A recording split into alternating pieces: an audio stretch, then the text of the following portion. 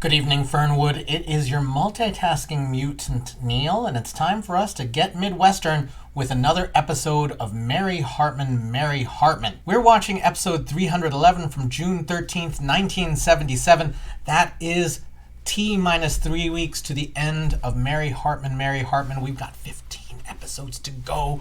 Let's take a look at last week. George Shumway and Max Slattery had a fight, but eventually resolved their differences.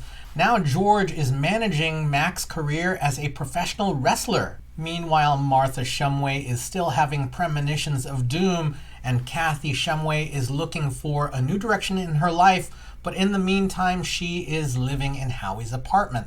Loretta and Charlie Haggers returned home after leaving their boy, Johnny Doe, in the forest so that he could reunite with Bigfoot. Charlie has encouraged Loretta to get back on the superstar track, and the music is just pouring out of her. Merle and Wanda Jeter are on the election trail together, though Merle would prefer to be in the spotlight.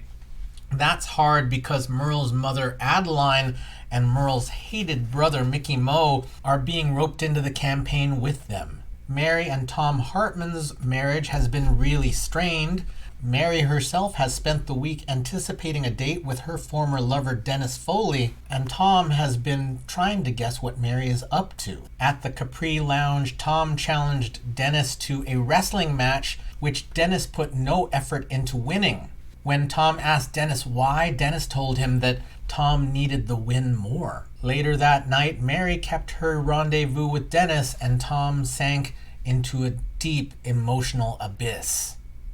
That's followed by last Friday's episode, which started with Tom paying a late-night visit to the Haggers. Charlie and Loretta were looking forward to their rest until it became clear that Tom was feeling really lonely and also worried about Mary. Tom asked the Haggers who they would choose if it came down to him or Mary, and hinted that they may be getting divorced. Then we jumped over to Howie Freeze's apartment where Mary and Dennis continued their date. She told him that half of her body had fallen asleep, and he woke her up with a proposal of marriage. Then later at the Jeter apartment, Merle is feeling crowded when it comes to the presidential campaign. He really wants Adeline and Mickey Moe out of his life. Then those two return from their fishing trip, and Wanda pulls Adeline away as Mickey Moe brings up the misunderstanding between the two brothers. Merle then yells in outrage at the thought that that is a misunderstanding because Mickey Moe, in his mind, stole his wife.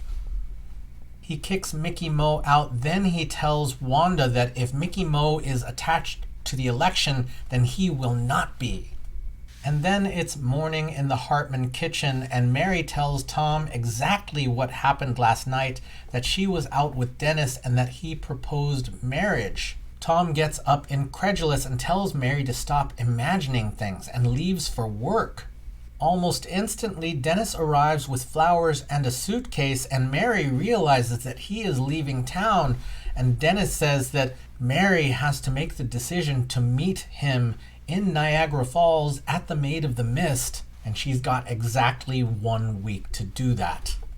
Everyone, it looks like these last few weeks are punching hard, so let's get back into the fight.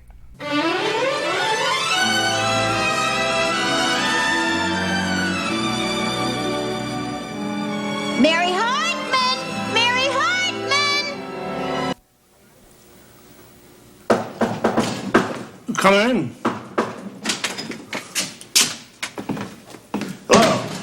Barth Gimbel. Hi. Garth Gimbel's twin brother. You know my brother? I thought I noticed the resemblance. Sit down and spread a peanut butter sandwich. Thank you. Just don't tell anybody I'm here. I'm supposed to be at the Bide-A-Wee. What a marvelous conversationalist.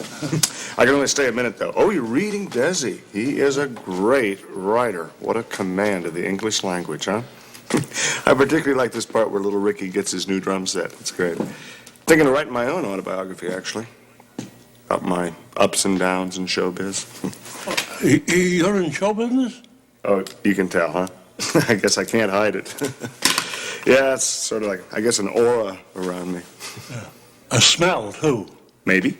I have been doing a lot of traveling lately, trying to put as much distance between myself and Miami as possible. Oh, no, don't ask. Just some phony payola scandal and some trumped-up slander case, but they didn't have anything solid to go on. I still felt, though, that getting the hell out of Miami was the better part of valor. I used to flash. I bet you did, you rooster, you.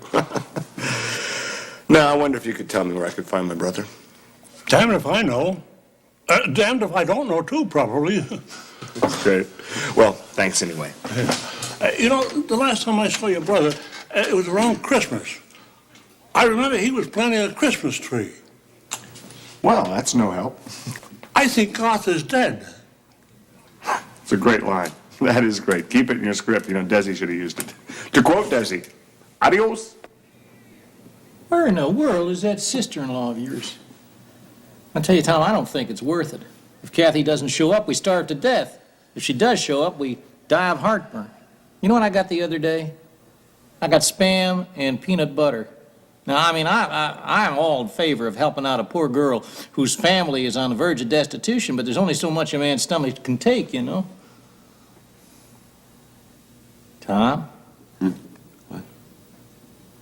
Oh, I'm sorry. I was just drifting. Clear to Toledo. Yeah, I got a lot of things on my mind, you know. Where's my lunch? What the hell's my... Oh, I forgot. I didn't bring a lunch, right? Man, what is with you? I've never seen you act so weird. No, that's nothing. Much. Well, come on, man, come on. That's what my ears are for, is to listen to your troubles. Now, come on. Listen, Charlie, I'd rather play games with you, huh? Go Fish and Parcheesi and Hollywood Squares. She always lets me play Paul Lynde. No, I'm not talking about games like that. I'm talking about games, like when you're in high school. She ever pretend she had other boyfriends, so you'd like her better, you know, stuff like that? She ever do anything like that? Tom, when I was in high school, Loretta wasn't even born yet. No, I'm talking about, did she ever try to make you jealous? You know, let's say she wasn't sure you loved her, you see, so she tried to, let's say, you know, to make you jealous, say she'd, let me just take a wild, random example. Say she'd, say she was going out with another guy. So she'd burn up with jealous. She ever do that? No. See, she was going out with another guy? That's a rotten, low-down, mean thing to do. She'd never do that to you. That'd be a terrible thing to do to somebody you love, wouldn't it? I guess so, yeah. Of course, sir. There was this one time when Loretta made sure that I would see her and Jody Troxell on the living room couch. Really? Loretta did that? Well, no, it wasn't evil as it sounds. I mean, see, that was back when I was having, my problems, you know. I mean, after I had my accident and I was afraid I couldn't cut it. I wasn't a man, you know, and that's, so Loretta thought if I caught her and Jody Troxell sort of diddly-doodling around on the couch that it would get my dander up and make me a raging Romeo again. You mean Loretta was trying to make you jealous? Is that what you... Yeah, well, no, it wasn't so despicable as you might think. I mean, it was Mary's idea. Well, it wasn't Mary. No, it wasn't exactly Mary. Mary got it from a soap opera. Mary got it, but it was Mary's idea, right? Right. Right? Yeah. Come here. Give me five. Give me five. No, you made my day. I mean, I feel better. Hell, you know what she was doing? You know what Mary was doing? She's playing a game. Game is what she's doing. Mary's trying to make you jealous? Hell yes, that's what she's trying to do, sure. She said she was going out with another guy, you know? She's just playing a game. It's a game. Mary wouldn't fool around like that. Mary, that's the silliest thing I ever heard. Mary wouldn't do a thing like... I know. You know who she said it was? Guess. See, she said it was Dennis Foley. Oh. What? Oh. What? Dennis? Oh. Yeah. No, Tom. I mean, she was trying to make you jealous, that's all. She was just playing a game. She was making you jealous. Hi, guys. Sorry I'm late. Kathy, if you'd been 2 minutes later, honey, I think my stomach would have keeled right over. Were we out late last night? Is that it, huh? How's it feel being a swinging single and having your own swinging single pad, huh? Oh, who knows? I never have the place to myself. I mean, either my mother moves in or I stayed over their place like I did last night. What were you doing at your folks last night? Freezing, mostly. You know they got their gas and their electricity turned off? Well, how come you weren't at your own apartment? How come? Good question. The Roach Man. The Roach Man came over and, well, I couldn't stay there with the noxious fumes. And who told you I gave it to Mary last night? You gave it to Mary. Mary. Huh? I have to go. I'm sorry. I'll see you later. Wait a minute. You don't go. Wait a minute. I'm Kathy, really come here. late. Kathy, you gotta tell me. Come on, Kathy. Gotta make more sense. Bye.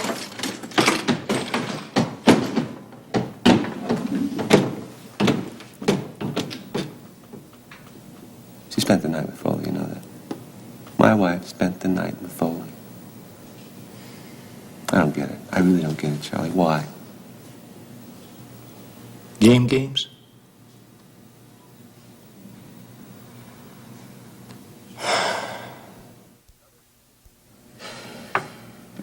Another fishing pole cover for Mickey Mo, huh? Mm-hmm. Mommy, you know, I hate to sound childish here, but how come Mickey Mo gets everything, always has, now including my wife? And where the heck are him and Wanda?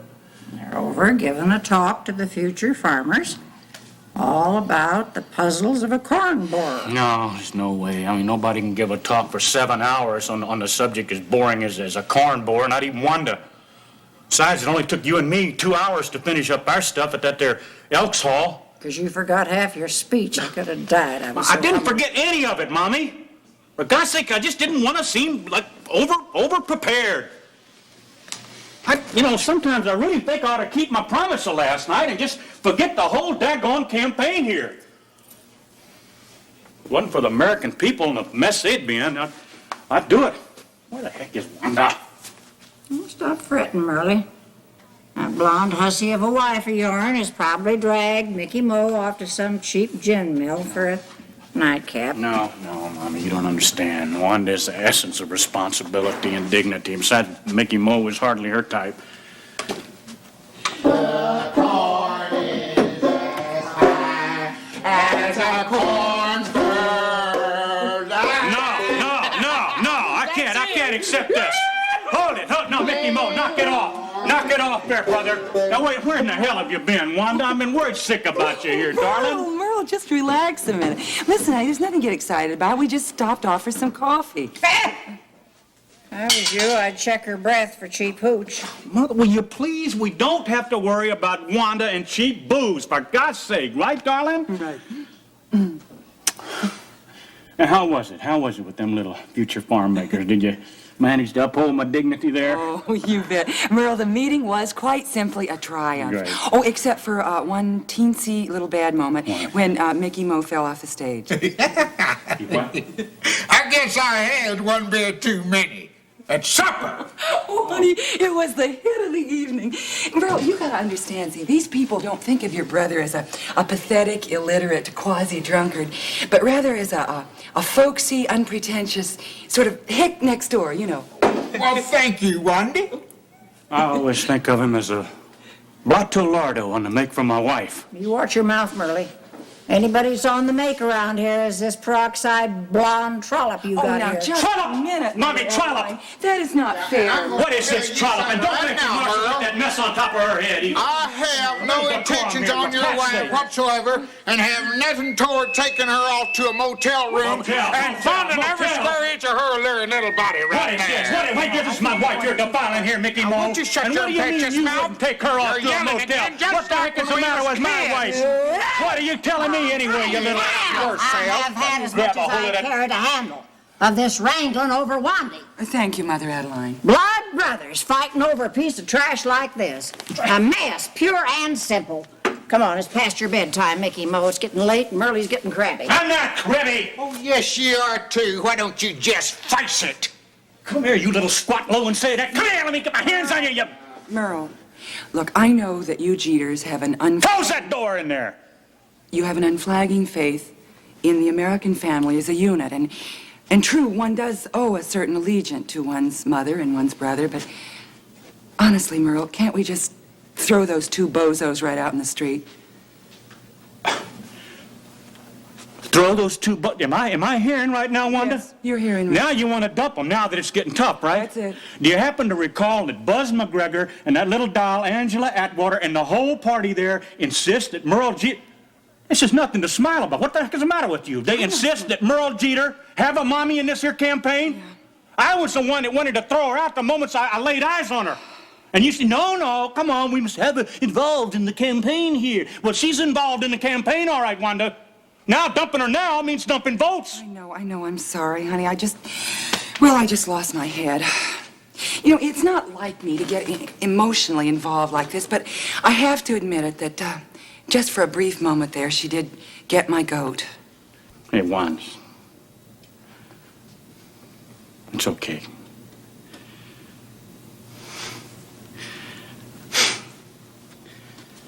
You know, I guess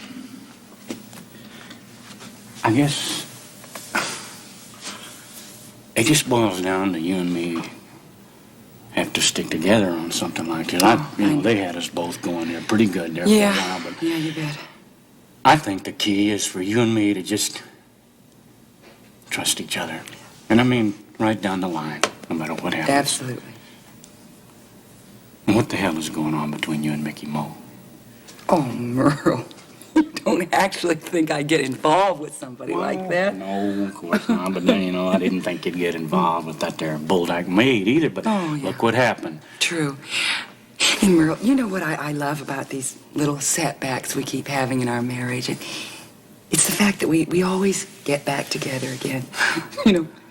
When your career is down the tubes and my psyche is just a battered pulp, I can look across a crowded room and say, that's Merle Jeter. That's my guy.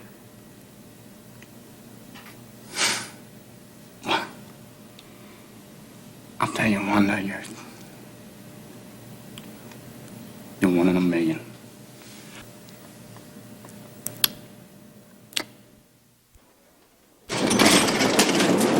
Mary, I want to hear everything about you and Foley last night. Yeah, every single solitary detail, Mary. Yeah, well, I don't want to talk about it. Well, what makes you think anything happened? Oh, come on, Mary. A woman doesn't meet a man in her sister's late boyfriend's apartment with domestic champagne and subdued lighting if nothing is going to happen. We talked.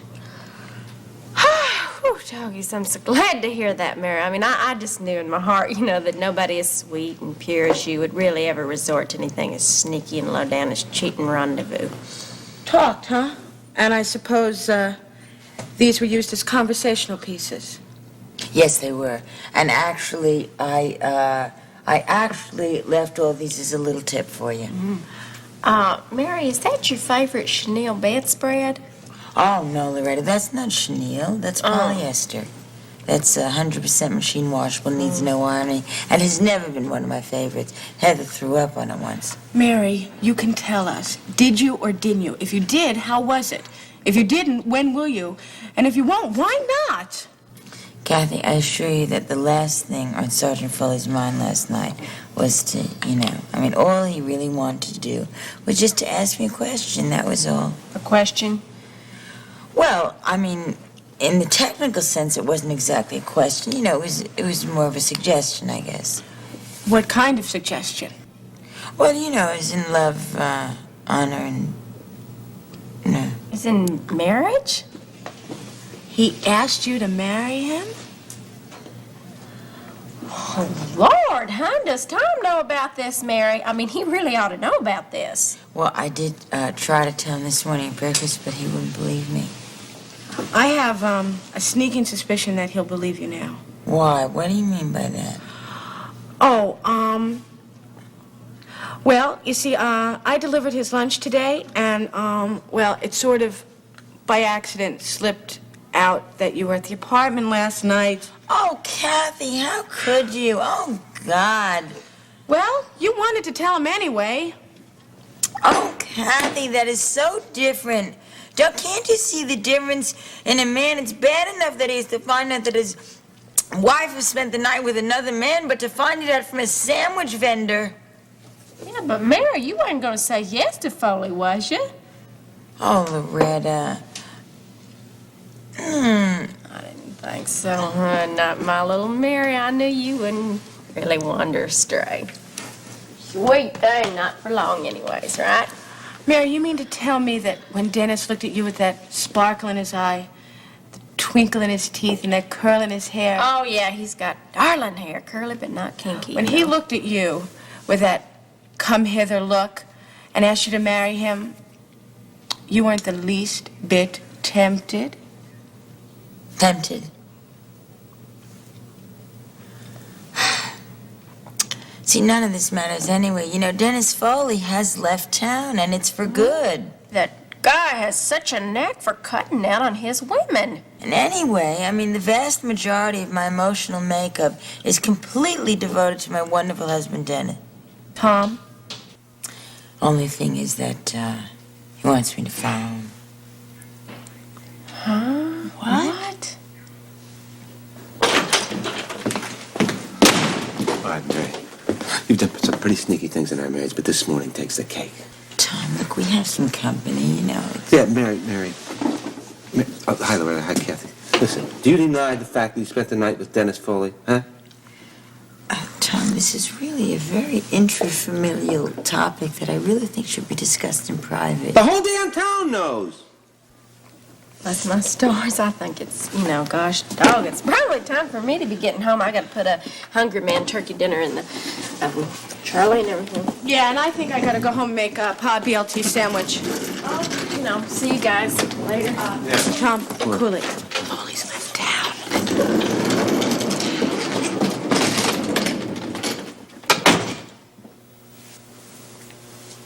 Oh.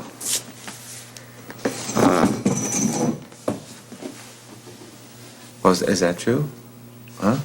Foley's left town? For good, it's not just a vacation? You mean he quit his job and everything? And I swear to you, Tom, absolutely nothing happened between us. I mean, all we did was... Believe me, Tom. Well, look, I'm sorry. I gotta admit that if that's all you did, well, then Hey, look, but that still doesn't change the fact that you spent the night with him at Kathy's. I mean, why couldn't you pick some place to talk to, like someplace respectable, like, say, Federated?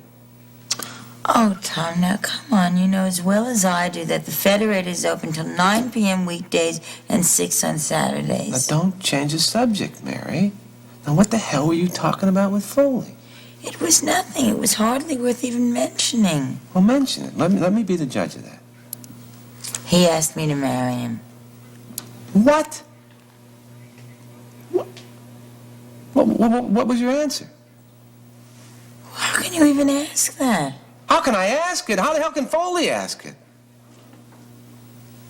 Oh, Tom, sweetheart. I mean, can you imagine me imagining leaving you and Heather and beautiful Fernwood for Dennis Foley? No. Don't tell me you're thinking about it. Well, I mean, of course I am thinking about it, but I'm thinking about it in the whole sense that I think about a lot of things. I mean, I think about my grocery list, but that doesn't mean I'm going to run off and marry it. Oh, Tom, sweetheart, I love you so much. How could I possibly run off with Dennis and leave you and Heather and beautiful, beautiful Fern?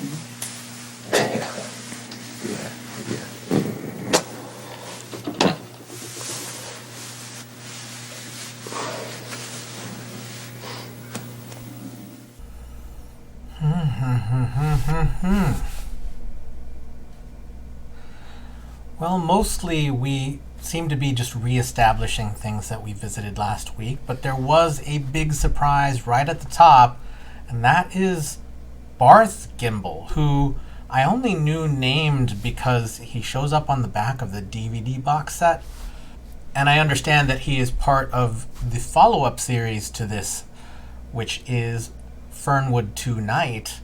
I suppose that brings up a surprise, which I think I will save for the end of the week. But we start with Grandpa reading Desi Arnaz's biography, I guess, memoir, and getting a visit from Barth Gimble. And Grandpa offers him a peanut butter sandwich and tells him that his brother has died. Barth's got a lot of catching up to do. Then we smash on over to the break room where Charlie and Tom kind of catch up on the stuff that for some reason Tom has been avoiding since yesterday, and that is Tom being worried about Mary and whether she made up the story that she told him yesterday. We know as observers that she didn't make anything up. She was being completely honest. Tom, for some reason, has convinced himself that that is a lie. And until Kathy comes in and they ask her where she had to stay, well, Tom probably was going to accept that. Tom was completely willing to be misinformed. And then that leads to the Jeters, who finally seem to be coming to terms with the fact that they do not like Adeline and Mickey Mo. It seemed like Merle was jealous of Mickey Mo and Wanda's spending time with him. And I noticed when Merle and Wanda kissed that he took a moment to sniff her breath. Apparently there wasn't liquor on it, but she did spend a lot of time with Mickey Mo without actually telling Merle where she was. Wanda doesn't know Merle's jealousy. Merle has not clued Wanda into his emotional distraction right now. She doesn't know what bothers Merle, and I wish that he would just tell her. I don't see a harm in it. Maybe Merle wants to seem bulletproof somehow, but it's clear that he isn't. He's really affected by Mickey Mo, more than Adeline. But Adeline was throwing insults at Wanda, and I can see where that would be pretty tough to deal with. Then it's time for Girl Talk over at the Hartman kitchen with Loretta and Kathy catching up on what happened when Mary and Dennis got together. And Mary wants to not talk about it. She wants to put it off the table, but it all comes out exactly what happened. And also that Dennis has asked Mary to follow him to marry him.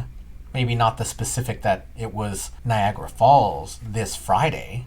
Basically, the girls get caught up, and that's when Tom comes in, and finally it registers, because Mary told him frontwards what happened.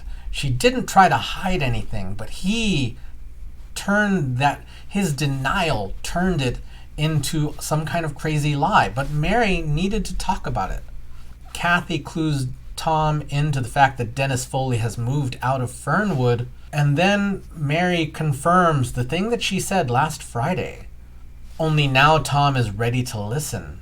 And the episode ends with Mary and Tom holding each other, but it's clear that Mary still has something, and when I say something, I mean someone, on her mind. And now we are going to address the question of the week, which I asked back in January. That question this week is, what was your favorite surprise moment? And I'm starting with a softball today because we're still reeling from the effects of this surprise. But Dee Willoughby says that the most memorable surprise as of late would be Dennis's appearance at the jail the first time. Did not see that coming. My problem with Dennis is we have no idea where and who he's been with while he's been gone, how many women he has led on. He loves turning Mary's life upside down.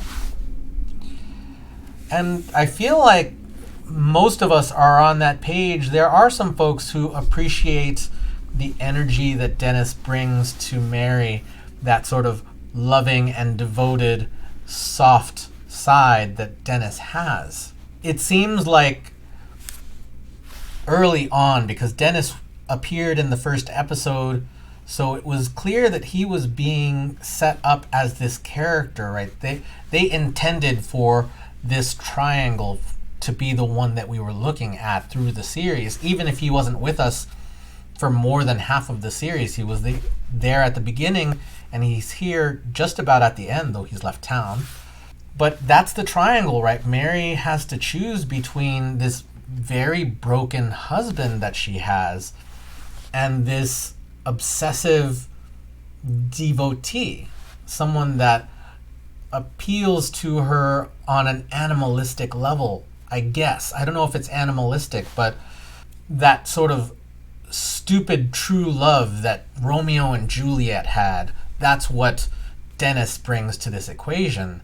And Tom is not that.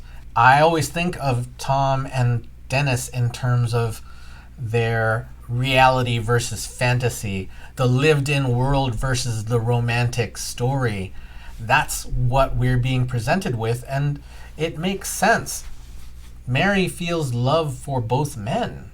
I guess this is the question. Who would you choose? If it was just to the question of who Mary would choose, that's kind of on a person-by-person basis, right? Every one of us is going to have a different point of view. I tend to feel like I want to take lots of people's feelings into account, right? Like, I'm going to make the emotional choice that is true for me, but I also don't want to leave wreckage behind me. I don't think that Mary owes Tom her life. However, she has made a very big promise, and that needs to be addressed. I don't think that Mary needs to stay with Tom. However, she has made a commitment to him, and that needs to be addressed, if you ask me. I suppose people do just up and leave, and for me, that just seems really irresponsible. Well, it appears that I don't have words for what I'm trying to express right now, but I expect that we will be having conversations over the next few weeks, because it seems like a really intriguing question at the least. So thank you so much for watching with me. Thank you so much for leaving your thoughts, feelings, and impressions in the comments. Thank you for getting Midwestern, and we will see you tomorrow night in Fernwood.